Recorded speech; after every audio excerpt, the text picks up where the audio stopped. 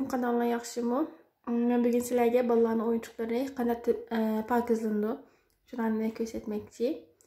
Men oldi bilan mana bir qoshiqqa quruq suv ilib oldim.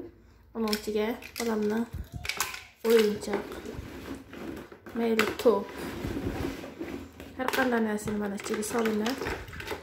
Bundan keyin azroq oqash suv qo'ydim. Oqash suvim tugab qoldi, shuni olma sirkasi qo'llandim.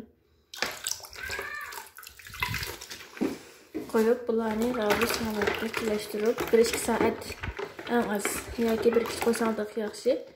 Shu holatda qo'yib qo'ysizlar.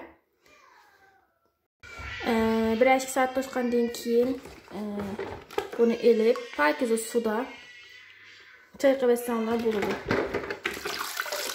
Buni suzib elib, yarim pakiz chayqab, ana keyin pakiz suvda chayqaversangiz bo'ldi. Chunki nima ish qilishsiz deganda buningdagi mikroblarni oldi ham bolalar og'ziga to'la oldi emasmi?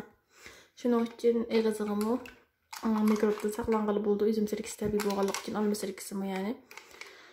Olma sirkisi yoki normal sirkalar bo'lsin, hammasi ochiq suv bo'lsin, ochiq suv biz normal bo'lganligi uchun shuni qo'llansak yaxshi. Bu sharoitda bir kech qo'ysanglar bakroq yaxshi. Biroz bekni olib qolsanglar 1-2 soat qo'yib, undan keyin elib turbidan suvda chayqasanlar bo'ldi.